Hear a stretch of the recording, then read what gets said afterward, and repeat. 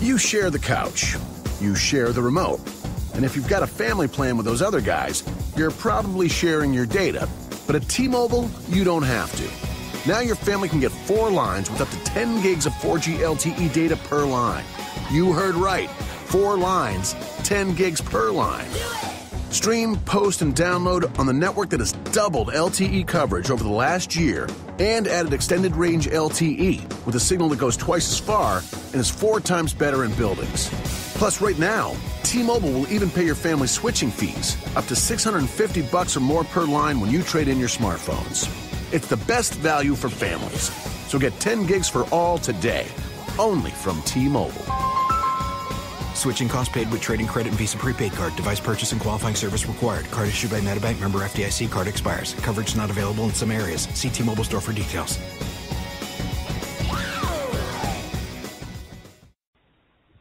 Blog Talk Radio.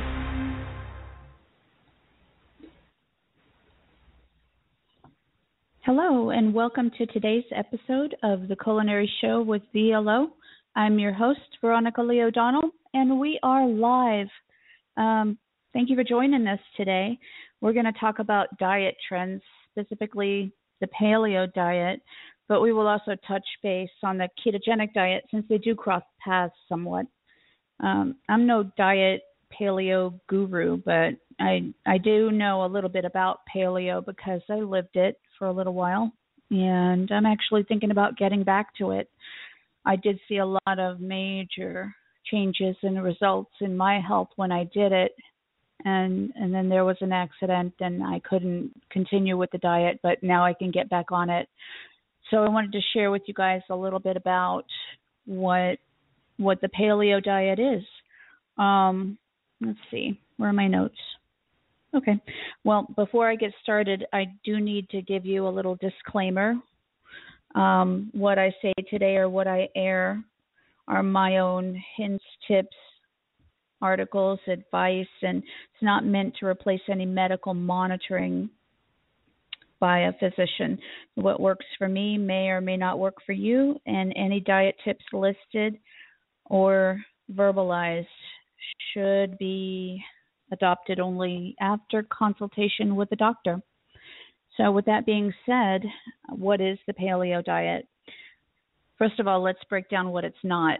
The term paleo diet is a misnomer because it isn't a diet, but rather a lifestyle change. Doesn't the word diet make you sound like a temporary weight loss fad is afoot? It's really not. Paleo is a tried and true, here to stay way of life and way of eating. I have a bunch, and I have 7 pages of notes on this stuff.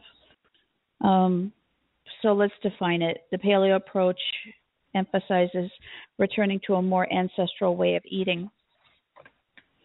The word paleo itself, as described by the dictionary, is a combining form meaning old or ancient, especially in reference from geologic time periods.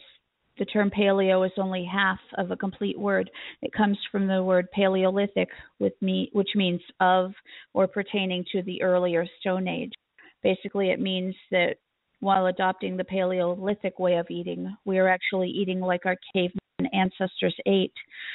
We are eating the foods that would have been available to the caveman. So this is the caveman diet you've heard so much about? In a nutshell, yes. Okay, so you're thinking, why would I want to eat like a caveman? They're only expected life expectancy was about 40 years of age. That is true, but as hunters, they were exposed to the elements, wild animals. Sometimes they got eaten first. Accidents, injury, infection, and they didn't have an emergency room on every corner. A nasty cut on their foot from a jagged rock could have easily done them in. This way of eating it's not about what killed the caveman, it's about what sustained them when they lived. So getting back to the way we were meant to eat and live as far as activity level and food choices is what this paleo thing is all about. Paleo is more about eating foods that are real, whole, unrefined, unprocessed, and nutrient dense. So what is it about the way that we currently eat that's killing us? We're faced with a multitude of diseases that can be traced back to the food we most currently put in our body. Paleo not only suggests but demands that we get back to eating what our ancestors ate, because type 2 diabetes, heart disease, obesity, cancers, tumor, and all this kind of stuff, they didn't exist in Paleolithic times. What brought them about? I think it was how did I hear it once? It was the advent of modern processing of foods and grains. These and other diseases were brought on rapidly after the advent of canning foods, preserving foods, things like that. So we have foods that can sit on the shelf for months or even years without spoiling. Is this natural? Is it healthy? If you open a can of chili, it could contain meat from a cow that was killed years ago. Ooh, gross. And how about that loaf of bread? Bread is a prime example of what not to eat on a paleo diet. Paleo isn't, there's no hard, fast rules. Of course, you can eat a slice of bread if you wanted to, but the general is to stay away from grains and dairies, and I'll get into all that later. But bread in its natural state is wheat. Wheat was not eaten during Paleolithic times. Wheat is a product that's mass-produced, over-processed, something that, although natural, is difficult for our bodies to digest on their own. That's why you hear so much about, I'm gluten-free. Oh, get me something gluten-free. I can't eat that. It's not gluten-free. Most of the people saying that don't even understand what gluten-free is, but that's another topic we're going to get. I was going to include 3 today. I was going to include paleo, ketogenic, and gluten-free, but that's a lot to digest, literally, in one show. So we're just going to mostly touch base on paleo and move on with a little bit of keto, what a ketogenic diet is, because they do cross paths. Okay, I want you to take this test, see if you actually do it, and see a video of it. Bake a loaf of bread from scratch, set it on a counter. Buy a loaf of bread from the store, set it somewhere near the homemade bread. Which one will grow mold first? Your homemade bread will. Why? Because it's missing the preservative factors, which gives it a lengthy shelf life. If your food can go bad, it's good for you. If your food cannot go bad, or it takes a while to go bad, it's bad for you. This, among other things, is what paleo is. If a caveman couldn't find it in the wild and make a meal out of it, it should be avoided. Speaking of something else avoided, let's talk a little bit about milk. Who was the first person to say, hey, that looks good. I think I'll latch onto that cow's teat right there and go to town. We are the only species on the planet that purposefully drinks the milk of another species. Nowhere else in the animal kingdom does this occur. Do you see how large human children who consume milk every day grow? It's an epidemic. Milk from other animals were meant for the infants of the species who produced it, just like mother's milk for humans. That was made for mother to give her baby, her human baby. We don't give human milk to a cow.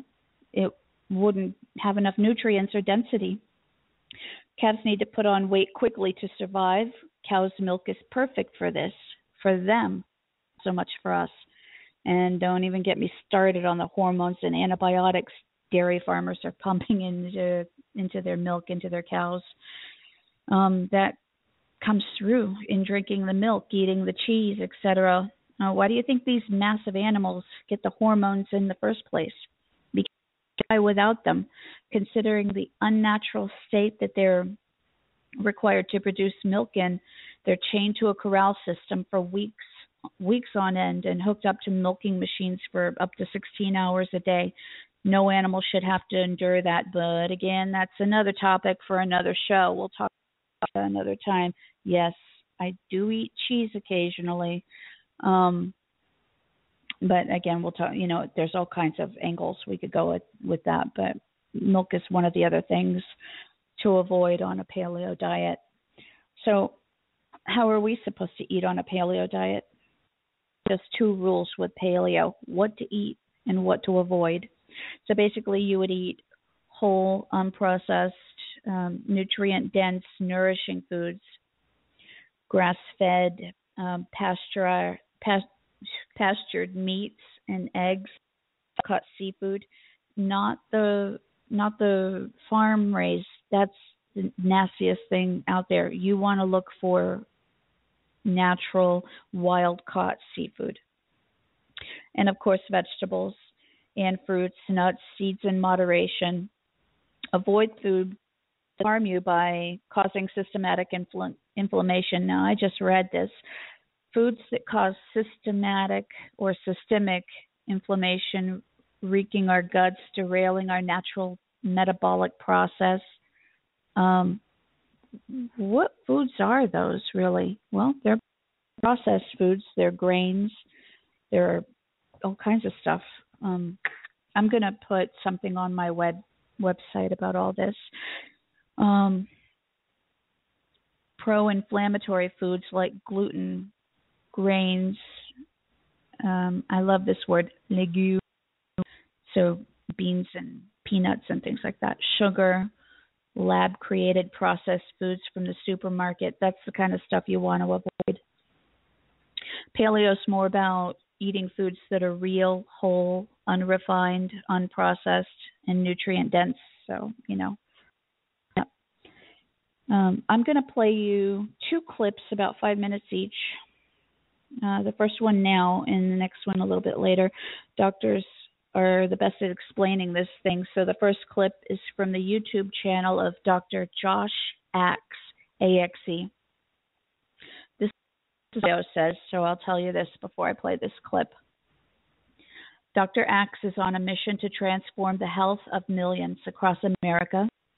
In 2008, Dr. Axe founded Exodus Health Center, and it quickly grew to one of the largest wellness clinics in the United States. He has authored 3 books: Real Food Diet Cookbook, Superfood Super You, and most recently, the Dr. Axe Detox. These books combine the powerful advanced nutrition with recipes, superfoods, and cleansing to help people reach their optimum level of health. Write down the website and go follow him. I'll put his link up a little lazy. Oh, gosh. Did you guys know I haven't been feeling well for the last few days? Yeah, okay. So maybe it's the stuff I'm eating, but let's try. We're going to put his link up a little later. Right now, we're just going to. Sometimes my mouth goes faster than my brain, or vice versa. All right, get ready. Here's the clip. Dr. Axe benefits of a keto diet.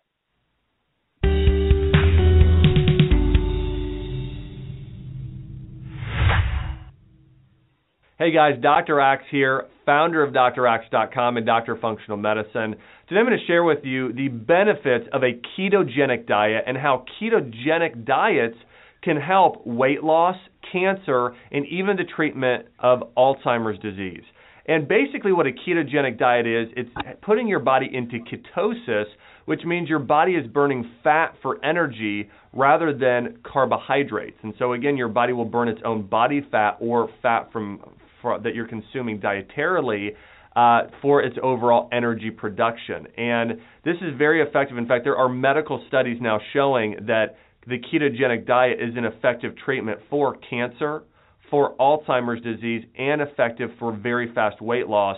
And I've worked with thousands upon thousands of patients over the years in my clinic, and I've actually found that the ketogenic diet is quite possibly the best diet for very fast fat loss. Now, I don't believe that the ketogenic diet should be done for typically periods more than 3 to 6 months. After that, I think that you do want to add some good carbohydrates back in. But if your goal is especially fat loss, the ketogenic diet is the perfect diet. And so the reason why it works so effectively is that when your body goes into ketosis and starts burning fat for energy, your body is burning up its own body fat. and your body also stops feeding on sugar. And so let's go into next in terms of what it does for those three conditions. Let's start off with